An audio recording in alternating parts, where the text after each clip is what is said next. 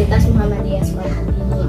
Izin minta waktunya sebentar ya, Teteh dan Adi. Kedatangan saya di sini akan melakukan penyuluhan membahas hal penting yang sering terjadi di sekitar kita, yaitu tentang bagaimana mencegah cedera atau luka baik di rumah, di sekolah maupun di tempat kerja atau di jalan. Nah, cedera ini bisa terjadi pada siapa saja dan kapan saja, terutama pada remaja dan dewasa yang aktif bergerak. Cedera bukan hanya menghambat aktivitas, tapi juga bisa menimbulkan kerugian jangka panjang jika tidak dicegah sejak awal. Nah, oleh karena itu, mari kita pelajari bersama bagaimana cara mencegahnya. Sebelumnya, apakah tahu cedera itu apa? Nah, cedera ini adalah kerusakan pada tubuh akibat trauma fisik dari luar seperti jatuh, kecelakaan, terbentur, terkena benda tajam, dan sebagainya. Nah, cedera juga ada yang ringan seperti memar atau serius seperti kayak patah tulang dan cedera kepala. Nah, di sini juga ada jenis-jenis cedera untuk remaja dan dewasa. Nah, ada 5. Yang pertama itu cedera olahraga. Cedera olahraga ini seperti terkilir, keseleo, atau tertarik, fraktur karena latihan fisik tanpa pemanasan dan teknik yang salah. Yang kedua itu cedera lalu lintas, yang dimana seperti kecelakaan motor, mobil, atau tertabrak saat menyeberang. Dan yang ketiga itu ada kecelakaan di rumah yang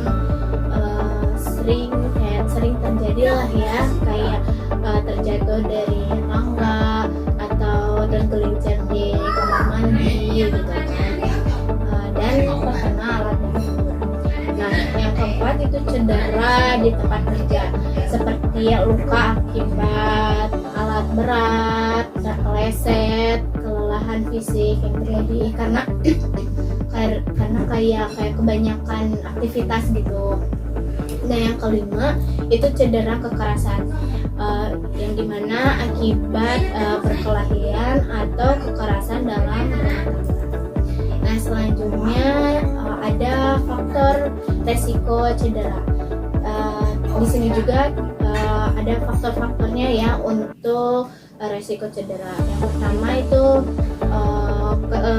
kurangnya kesadaran keselamatan, yang dimana kita itu tidak sadar akan keselamatan kita, jadi kayak kurangnya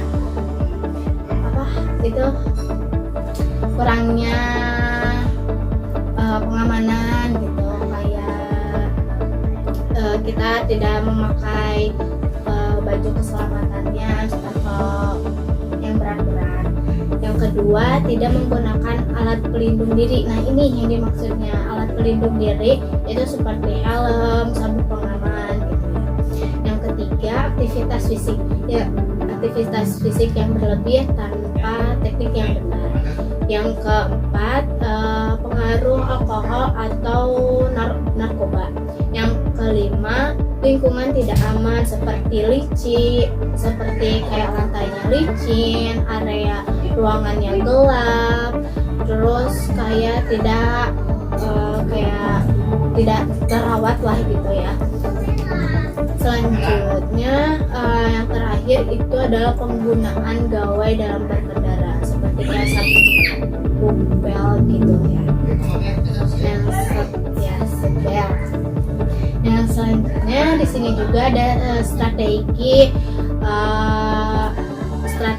pencegahan cedera. Ada banyak ya. Yang pertama itu adalah edukasi dan kesadaran, yang dimana kita harus memahami pentingnya keselamatan pribadi, membiasakan gaya hidup untuk berhati-hati dan waspada. Yang kedua kedua, menggunakan alat pelindung diri seperti memakai helm yang saat berkendara bermotor, sabuk pengaman di saat pakai mobil, terus pelindung lutut atau siku saat berolahraga ekstrim.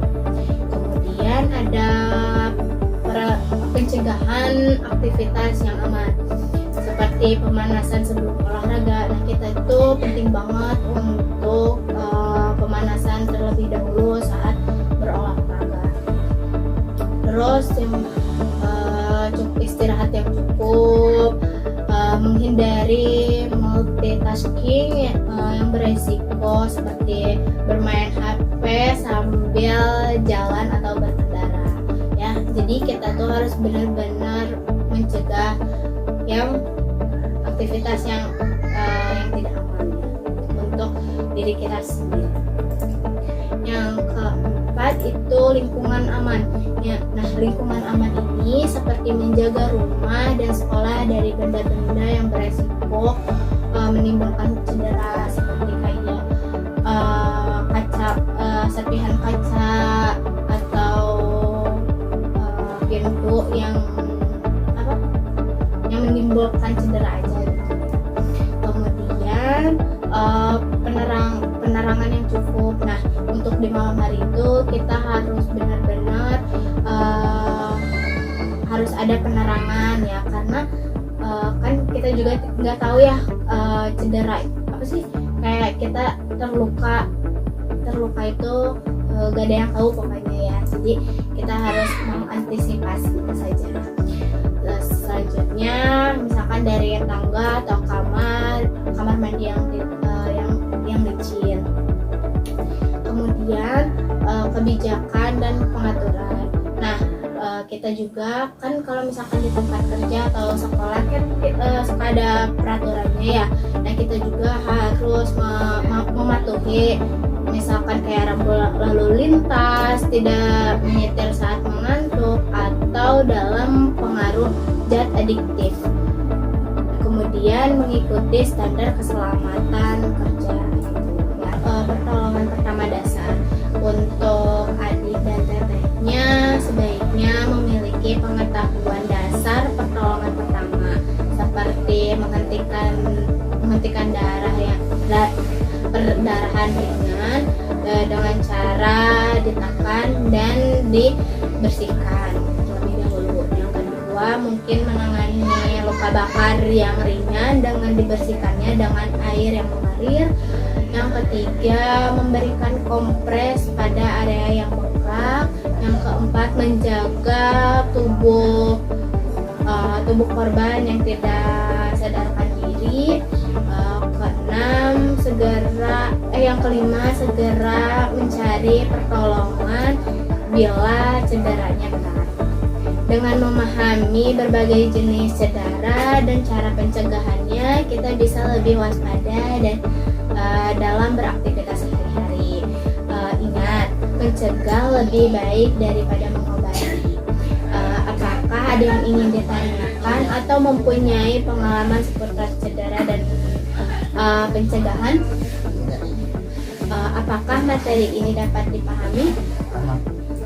Baik, kalau begitu Teteh dan adik sudah paham dalam materi yang saya sampaikan. Terima kasih atas waktunya. Saya izin menutup penyuluhan ini. Terima kasih sekali lagi. Assalamualaikum warahmatullahi wabarakatuh.